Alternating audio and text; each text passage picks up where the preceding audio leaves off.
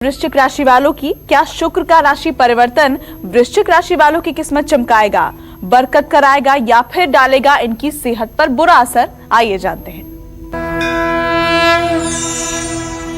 देखिए, अगर आपकी वृश्चिक राशि है तो इस समय जो हम प्रोग्राम कर रहे हैं तो इस समय हमें देख रहे हैं कि आपके राशि में इस समय नीच राशि का चंद्रमा केतु और सूर्य के साथ विराजमान है और आपकी जन्म कुंडली में शुक्र पत्नी भाव और व्यय भाव का स्वामी होता है, 7वें और 12वें भाव का स्वामी होता है।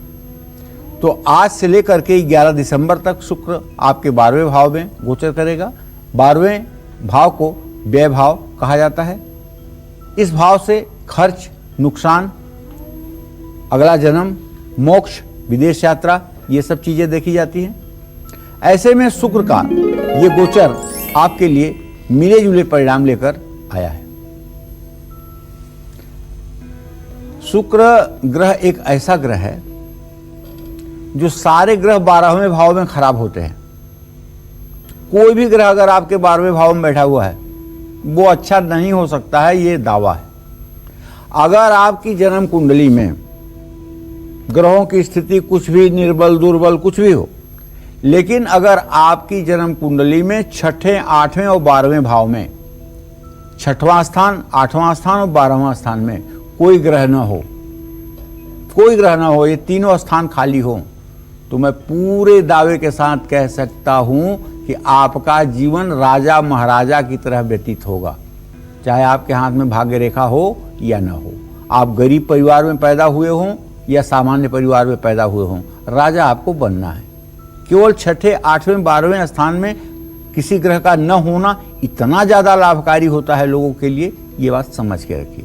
तो चलिए, आप किसी लंबी और लाभकारी यात्रा का योग बन रहा है। कार्य क्षेत्र में विदेशी स्रोतों से काफी लाभ आपको मिलने की उम्मीद है। विदेश से जुड़ा कारोबार अगर कर रहे हैं तो मुनाफा बढ़ेगा। नौकरी पेशा लोगों को कोई बड़ा और बेहतरीन अवसर मिल सकता है।